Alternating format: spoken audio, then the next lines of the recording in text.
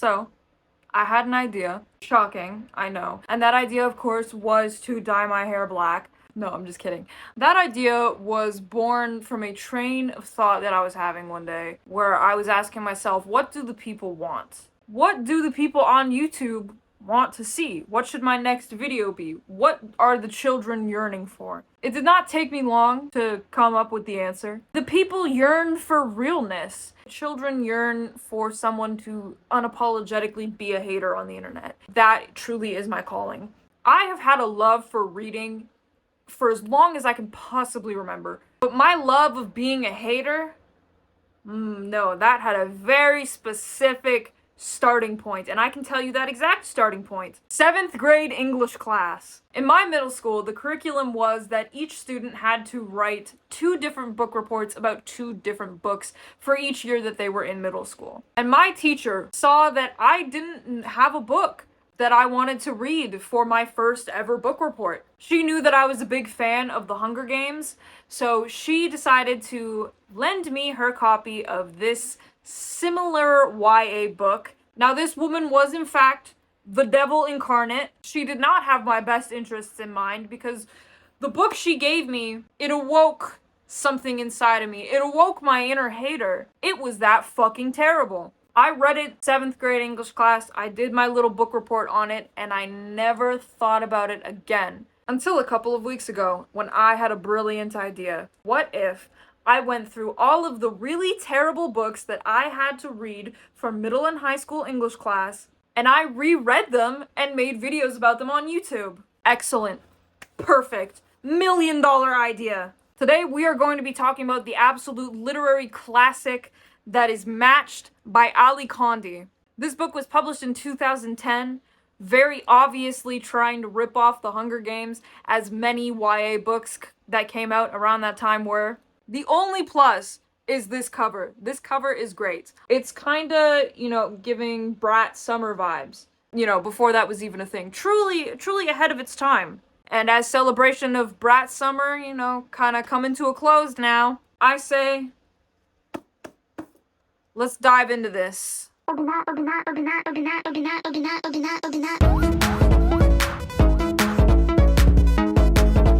So I'm gonna be honest, I really don't know how long and detailed this video is honestly going to be, because after I finished rereading this, my brain just completely erased my memory of everything that happened in this book. I have notes detailing major plot points. They are very sparse. So Match takes place in this lovely little universe, simply just called The Society. Very deep, very profound. And in the society, the government gives you this government assigned arranged marriage partner. When someone in this country, in this world, turns 17, they go to this thing called a matching banquet.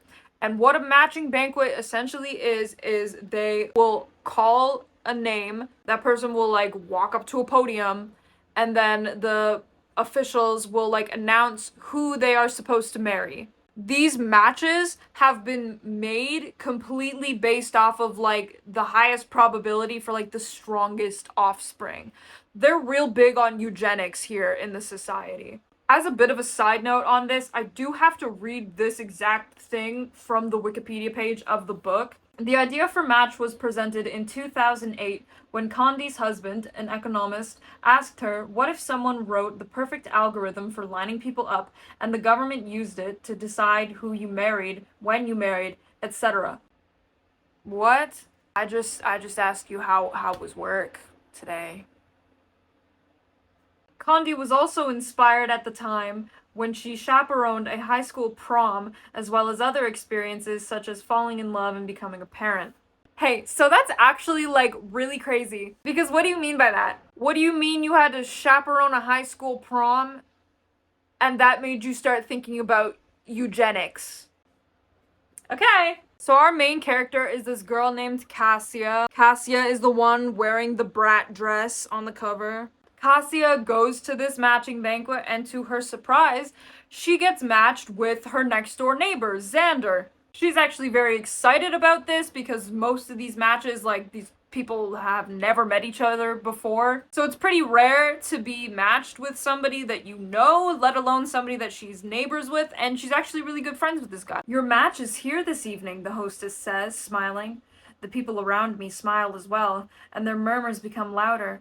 Our society is so vast, our cities so many, that the odds of your perfect match being someone from your own city are minuscule. It's been many years since such a thing has happened here.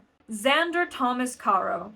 At his table, Xander stands up, a sea of watching faces and white tablecloths, of glinting crystal glasses and shining silver boxes stretched between us. I can't believe it. This is a dream. So the two of them are actually like really excited about this whole thing happening.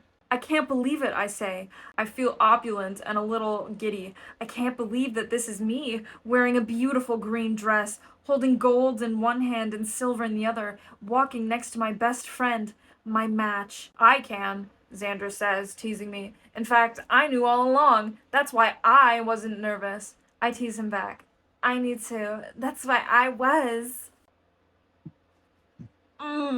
If you think that the dialogue and Cassia's internal monologues are nauseating now, believe me when I say they get worse. So when you get matched in this society, the government officials give you this like USB stick, and the USB stick has information about your match on it. So Cassia, inserts her USB stick into the port. Ports are like screens, I guess. I don't know. So she's watching this video that's on the USB, and it starts out by showing Xander's picture and like information about him, but then the video feed glitches, and when it comes back, for a brief moment, it shows a picture of somebody else she knows, and that somebody else, his name is Kai, and it's spelled K-Y, because this is a science fiction fantasy novel written in the early 2010s, and we have to make the names as ridiculous as possible. If I had a nickel for every time that I reviewed a book where the main love interest name was Kai,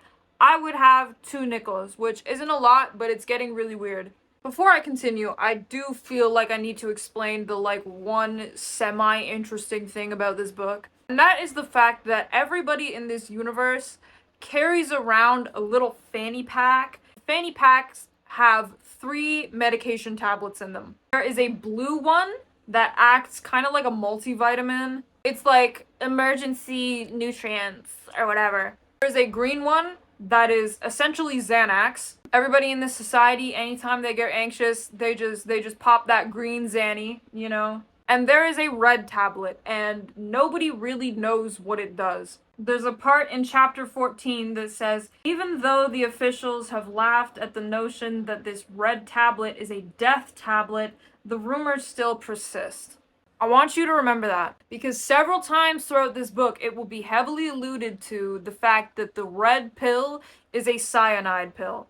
Just keep that in the back of your brain for later in the video. So the next day after this happening, Cassia is out with her friends. They're like at an arcade or whatever, and she gets approached by her government assigned FBI agent. Yeah, we all make jokes. Imagine your FBI agent just like walking up to you one day, just like your search history in hand, like, what's this? What's this? This FBI agent, her only role is to be like kind of menacing at times and just info dump when it's convenient for the story.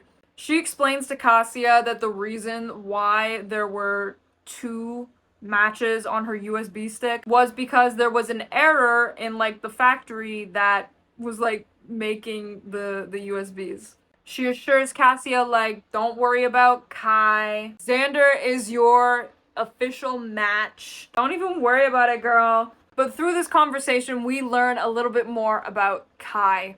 Kai Markham moved to our borough back when we were 10. He is good looking and quiet. He's very still. This is confidential information, but Kai Markham could never be your match. He will never be anyone's match. Kai Markham is an aberration. Kai Markham is an aberration? Yes. Yup, that is what she just said. Cassia is not the sharpest tool in the shed. You will come to learn.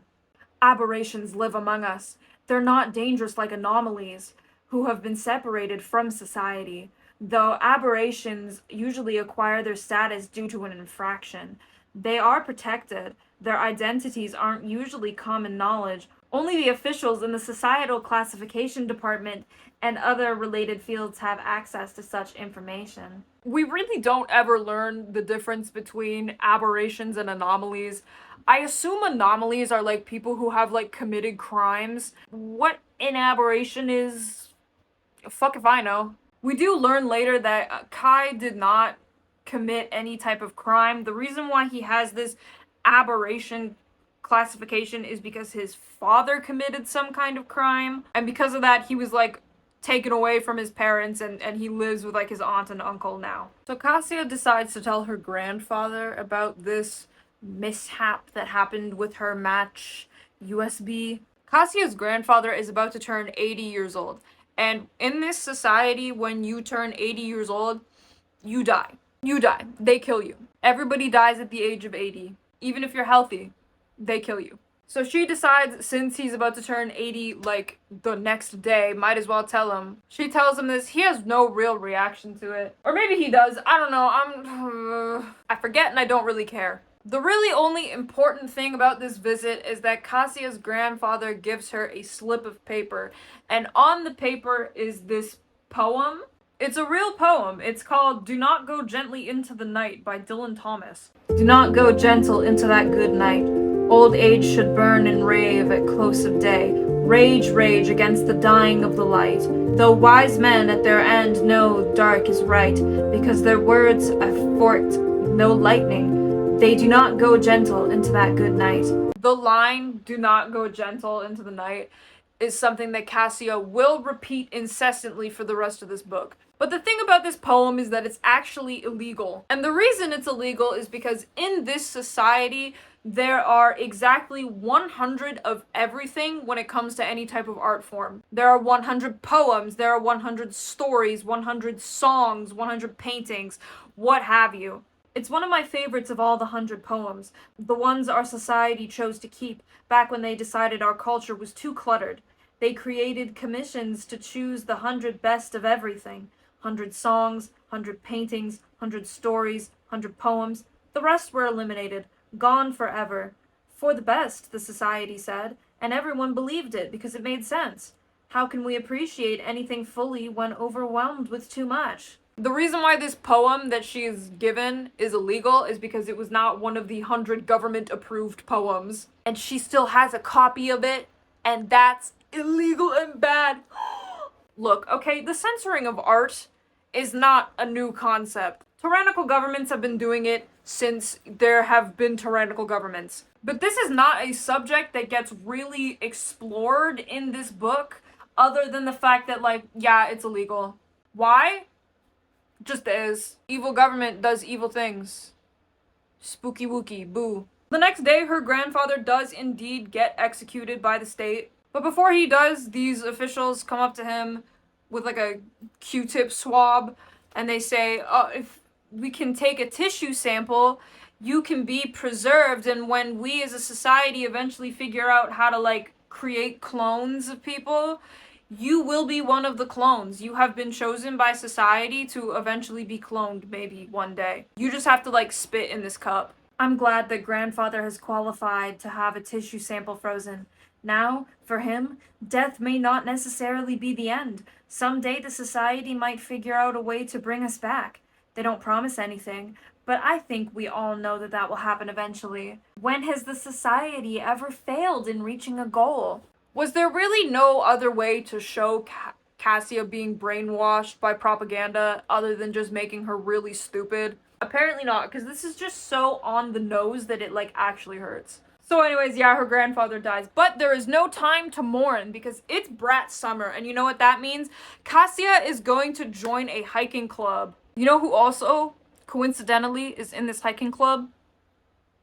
Kai. So as they start this hiking club, Cassia becomes closer with Kai, and you learn so quickly that Kai is the edgiest. He is so edgy. He is so like emo and fake deep. During one of their hiking trips, Cassia tells Kai about how her grandfather just turned 80 and he just died. Kai is originally from this place called the Outer Provinces. They don't have names. There's a part later in the book where Cassia asks, like, what are the specific names of the outer provinces? And she's told they don't have names. They're just called the outer provinces. Just like how this place is called the Society. This country doesn't have a name. We are the Society. The writing in this book is so lazy. Cassia and Kai have this conversation with each other. My grandfather died last week. Was it unexpected? No, I say again. It was his 80th birthday.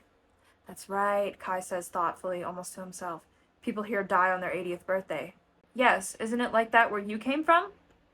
80 is harder to achieve. 80 is hard to achieve where I'm from. I'm so sexy. I'm so sexy. I'm so sexy and I'm tortured. And the only thing that differentiates me from your initial love interest, Xander, is the fact that he has blonde hair and I have black hair. I'm literally this meme.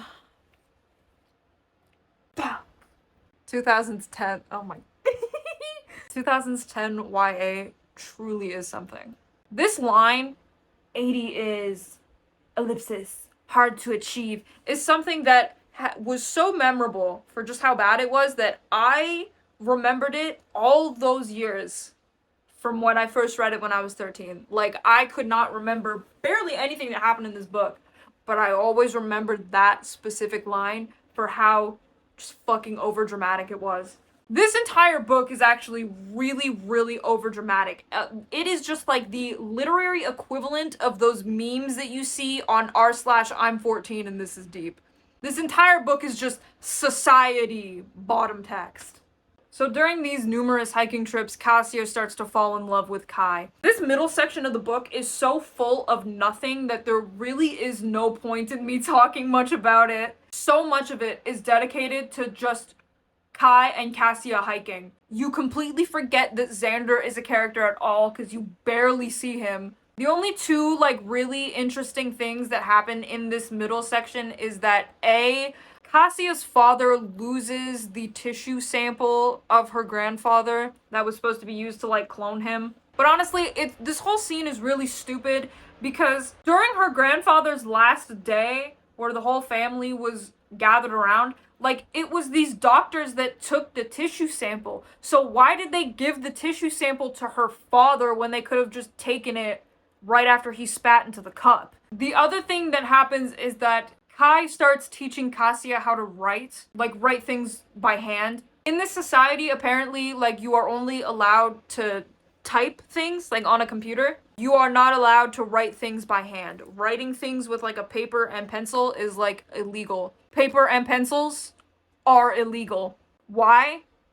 Because the government is evil. Skipping forward a little bit more, Cassia does have this government assigned job, and her job is she is a sorter. All she does all day is she, like, sorts information. What does that mean? What does that look like? I don't know. We never really see it. She doesn't ever actually sort, like, real information. It's all, like, hypothetical just to, like, train her for, like, the real deal, you know what I mean? She's really good. She's so good, in fact, that she gets called to do a final test as a sorter, where she will be sorting, like, actual real information. So her test is essentially she has to go on the tier maker website and rank all these, like, random workers that she is given. And she has to rank them from, like, best at their jobs to, like, worst. And what would you know? Kai is in this random assortment of workers that she has been given. So she's looking at all of these people, right, and she's thinking to herself, so few options, and yet an infinite number of variations. For example, plenty of boys in this database have blue eyes and dark hair like Kai, but I am positive that not one of them looks as he does. Really? Wow, what an astute observation, Cassia! Having blue eyes and dark hair doesn't automatically make you look like every other person that also has those features? Whoa! Just wait until this girl discovers Punnett squares.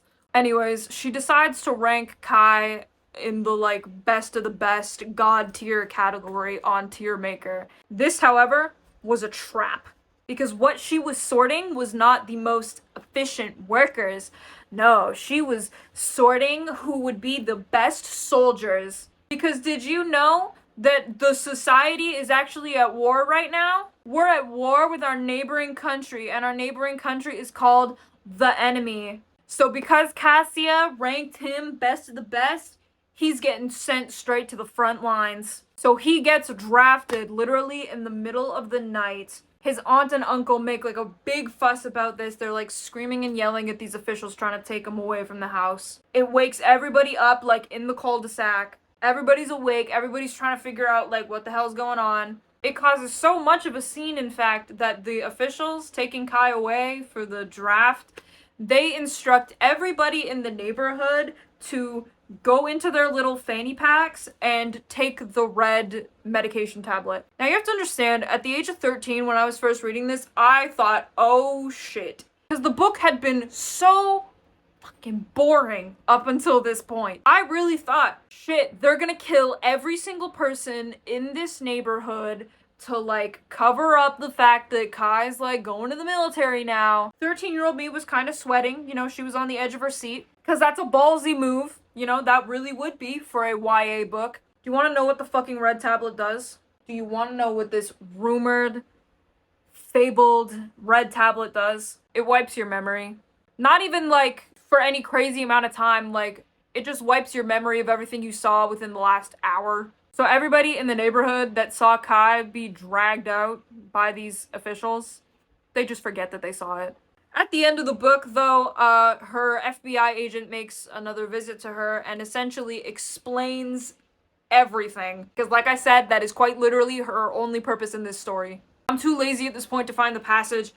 But essentially, the reason why Cassia had two different people on her, like, USB matchstick was because she was, part of a social experiment run by the society. This experiment's goal was to just, like, collect data about matches. Cassia also has a revelation about how and why people die when they are 80. We can also guarantee a high quality of life up until the very last breath. Do you know how many miserable people and how many miserable societies across the years would have given almost anything for that? And the method of administering the poison, she says unflinching, is unbelievably humane. Small doses in the patient's favorite foods. So only in like the second last chapter of the book does Cassia realize that the society poisons the elderly to kill them. Girl, no fucking shit. What else did you think they were doing to kill them? They weren't exactly giving them, like, the electric chair. You know what I mean? Oh, she is so stupid. She is so stupid. Also, I cannot for the life of me find the passage in the book where this is, like, referenced to, but at one point, for whatever reason, the society, like, tracks people's dreams. They, like, hook little wires up to their head, and then they, like, see their, like, track their dreams. There's one point where she has a dream about Kai, and then she wakes up, and she's like, oh, the society, if they can see my dreams, then they're gonna know that I'm in love with Kai and not Xander, because I had a dream about him. And this just really drives home the point that, like, Cassia is just, like, actually, there's nothing going on up here. Oh, I had a dream about Kai. Oh, what could that mean? What does that mean? It means fuck all, girl. Dreams are literally so random. One time I had a dream that me and Hyunjin from Stray Kids were on the Titanic together. What does that mean? It doesn't mean anything! So anyways, Cassia and her family are essentially deported to, like, the outer provinces. She is sent to, like, a labor camp for, like, inciting rebellion. And right at the end of the book, she, like, vows to find out where Kai is, where Kai was stationed for the war. Which is clearly just setting up the second book, which no, I will not be reading, because this was torture enough in and of itself. Honestly, truly, I think that this book is a whole lot worse than I remember it being the first time I read it when I was like 12. 1 star. Actually, it's more like -8 stars. If you like this concept of video where I go back and read terrible required reading that I had to do book reports on in middle and high school, please let me know if you want to see me make more episodes of this potential series. I have at least 4 more I can reread and review on camera for you guys, so please just let me know if you enjoyed this. That's really all I gotta say for now. Until next time, people. Bye-bye.